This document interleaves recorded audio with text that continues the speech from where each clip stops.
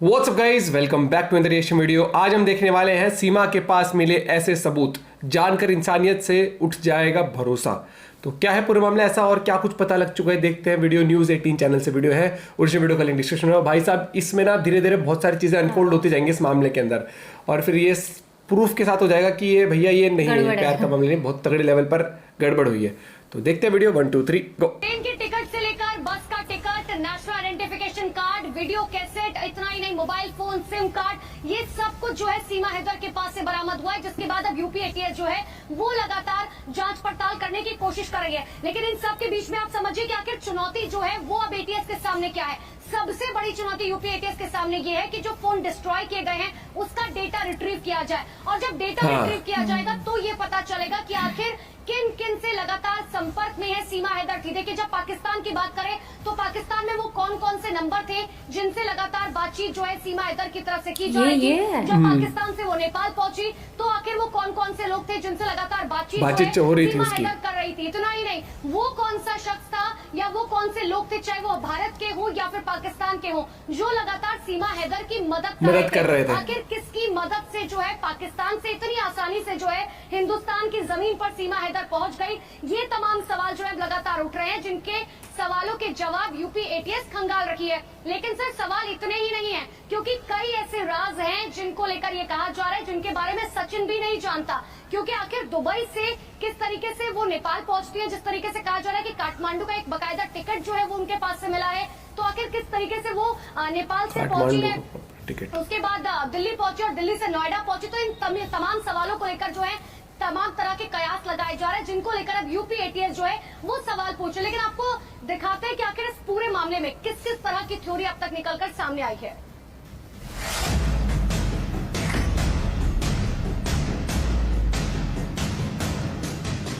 सीमा हैदर अचानक खबरों में आती हैं, फिर पकड़ी जाती हैं, कोर्ट से जमानत मिलने के बाद बाहर आती हैं, तो खुद को सेलिब्रिटी की तरह पेश करती हैं। सेलिब्रिटी बन गई एक तरह से। जैसे सीमा हैदर मीडिया के सामने आई, अपने Pakistan to Hindustan via Nepal connection को प्यार का नाम देकर दुनिया के सामने रखा। वो सामान्य नहीं था। महज 10 दिन हिंदुस्तान में रहने के बाद इतनी शुद्ध हिंदी बोलना सामान्य नहीं था। कम शिक्षा के बावजूद अंग्रेजी के शब्दों का बखूबी इस्तेमाल बहुत इजीली कर लेती है ये। और यही असामान्य हरकत जांच एजेंसियों के गले से नीचे नहीं उतरी। नतीजा ये है कि आज दूसरे दिन भी सीमा एटीएस के दफ्तर पर हाजिरी देने पहुंची हैं।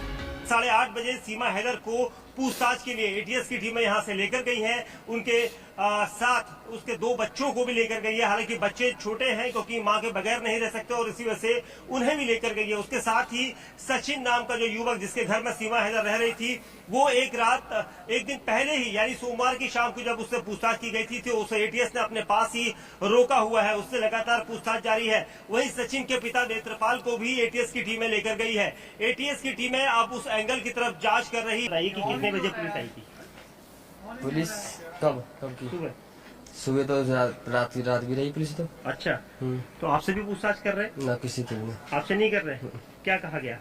कुछ भी ना गई। सीमा कितने बजे आई थी रात को? ऐसे कोई 12-1 बजे करीब। तो पापा भी आ गए थे आपके? और सचिन भी आया रात? सचिन नहीं आया। सचिन ने तो करवाई है ये कांड। सरहद पार करना और भारत में बिना इजाजत रहना जांच एजेंसियों की समझ से परे है। सूत्रों का दावा है कि सीमा हैदर सिर्फ उतना ही बता रही हैं जितना वो बताना चाहती हैं, जबकि जांच एजेंसियां सच की तह तक पहुंचने की कोशिश कर रही हैं। ऐसे में एजेंसियां लाई डिटेक्टर टेस्ट और पॉलीग्राफ टेस्ट का सहारा ले सकती हैं। वहीं यूपी पुलिस सीमा हैदर के पास से मिले मोबाइल में डिलीट डेटा को रिकवर करने में जुटी है। दावा है कि सीमा हैदर ने अपने कई चैट्स भी डिलीट किए हैं, जिन्हें रिकवर करने की कोशिश की जा रही है। सीमा के पास से पुलिस को क्या कुछ मिला है वो भी सुनिए। 4 मोबाइल, 1 सिम, 1 टूटा मोबाइल, 3 आधार कार्ड, 6 पासपोर्ट, 4 जन्म प्रमाण पत्र, 1 परिवार registration certificate, 1 marriage registration certificate, 5 vaccination card, 1 बस टिकट काठमांडू से दिल्ली तक का, 2 वीडियो कैसेट और 1 नेशनल आई कार्ड, जिसमें वो जो पिछले साल ही इशू करा है। वीडियो कैसे क्यों लेके आए अपनी शादी वाली? सभी का जिक्र है। एटीएस जब सीमा वो हैदर माननी के हर नहीं थी बयान शादी। और उसकी बोलचाल के ढंग का विश्लेषण कर रही है और हर पहेली को सुलझाने की कोशिश कर रही है।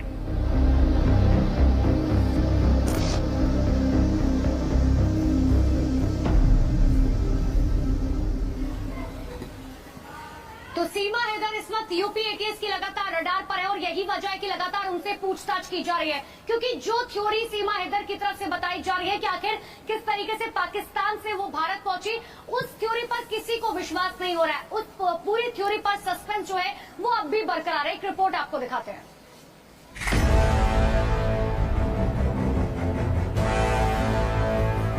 फंसेगी तो तगड़ा ही है। यहाँ का वीजा नहीं मिलता। मैंने यहाँ के वीजे के लिए भी ट्राई करा था, हो गया बहुत ज्यादा। तो हमने सोचा कि हम एक दूसरे बगैर नहीं रह सकते। ये तो बहुत टिपिकल होती है इसकी, प्यार हो गया बहुत ज्यादा। पहली बार मैं 10 मार्च को आई थी सर, तब इनसे सिर्फ मुलाकात के लिए। कहाँ हुई थी वो मुलाकात? नेपाल के अंदर क्योंकि यहाँ का वीजा नहीं मिलता। मैंने यहाँ के वीजे के लिए भी ट्राई करा था। ऐसा नहीं कि मैंने डायरेक्ट सोचा कि मैं गलत तरीके से जाऊँगी। पहले मैंने यही सोचा कि मैं यहाँ आऊँगी। मेरे को फहाद अब्बासी हैं, उनसे रिक्वेस्ट भी कर। सीमा पार से आई सीमा की क्या है पूरी हकीकत? सब कुछ इंडिया का इन्होंने आधार कार्ड राशन कार्ड की कॉपी भेजी, वो मैंने निकलवा के उनको दी थी कि भैया मुझे कहीं जाना है इंडिया। क्योंकि डॉक्यूमेंट भूल ना हो पाए, 3 चीजें होनी चाहिए। वो तो पहली बार आप जब नेपाल आई तो उस दिन आप रुकी भी थी सचिन के साथ? हाँ, हम रुके 7 दिन रुके, हमने शादी करी। कहाँ शादी हुई आपकी नेपाल में? पशुपतिनाथ में शादी। Pakistan to India via Dubai और नेपाल, सीमा गुलाम हैदर की छोरी पर सवार। ये मेरे साथ पहली बार आए, फिर हम खेलते खेलते अच्छा खेलते थे। पुराने थी, मैं नई थी पबजी में, तो हमारी बहुत अच्छी दोस्ती बन गई। दोस्ती से फिर इसमें हमारा थोड़ा प्रपोज हुआ। इन्होंने मुझे करा, मैं इनको करा, हम दोनों में नंबर एक्सचेंज हुए? वो तो 20 में ही हो गए थे सर। प्यार हो गया बहुत ज्यादा। तो उसके बाद अभी हमने 21 के 7वां महीना था या 8वां महीना था, तो हमने सोचा कि हम एक दूसरे बगैर नहीं रह सकते।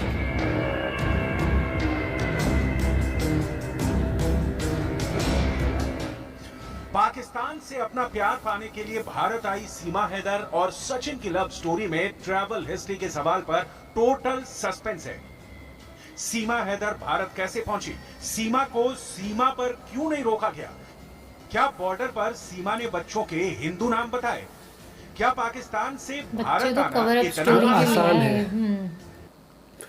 ये बहुत ही पेचीदा मामला हो चुका है। और सबसे पहली बात तो ये बताई जाए कि भाई जो इसका कॉन्फिडेंस है कैमरे के सामने, ये पैदा कैसे हुआ है? ऐसे नहीं होता कोई गांव से उठ के आया है अपने वहां से और दूसरे मैंने देश पहले में। वीजा के लिए ट्राई किया और फिर बोला ना मैं वीजा के लिए ट्राई कर रही थी। पता ना क्या ट्राई किया क्या नहीं करा, लेकिन इसने गड़बड़ बहुत। इसने 5वीं तक पढ़ी हुई लड़की, एक ठेठ गाँव में रहने वाली, 4 बच्चों की मम्मी को, मतलब इतना ज्यादा वो गया कि वीजा के लिए ट्राई किया, फिर मिला नहीं। इसका लाई डिटेक्टर टेस्ट होना चाहिए, जो भी टेस्ट हो सकते हैं वो हो।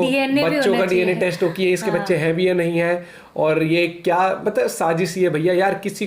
किसी भी कंट्री में आप जाते हो, उस कंट्री में जाके आपको उस बंदे से प्यार हो सकता है। आपको बॉर्डर से इधर से उधर और खासकर भारत और पाकिस्तान के बीच प्यार करना बहुत डिफिकल्ट है भैया, बहुत ज्यादा डिफिकल्ट। और उसको एग्जीक्यूट करके दिखाना इस तरीके से इलीगली किसी में कॉन्फिडेंस नहीं होता इतना, अनटिल अनलेस वो कोई स्पाई हो या वो किसी तरीके से डबल रोल गेम प्ले कर रहा हो। हिंदी सुनती हूँ भाई, हिंदी, और जो बीच बीच में 1-2 वर्ड ही बोलती है, बिल्कुल।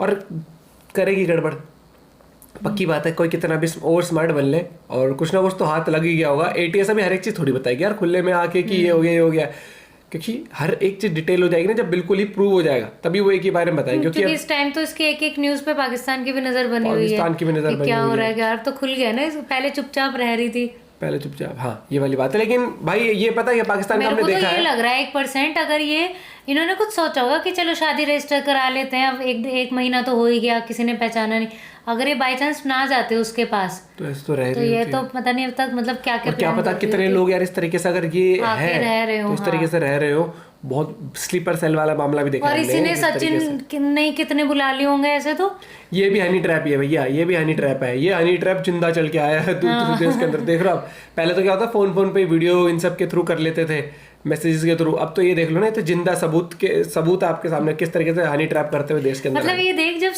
सारी दुनिया कोरोना से लड़ रही थी, ये सब चल रहा था, पाकिस्तान ये सब तैयारी कर रहा था। यही करता है, ये एजेंट तैयार कर रहा था। होगा, तगड़ा खुलासा होएगा। अपना पॉइंट ऑफ व्यू आप शेयर कर सकते हैं। मिलते हैं वीडियो के साथ, बाय बाय, टेक केयर।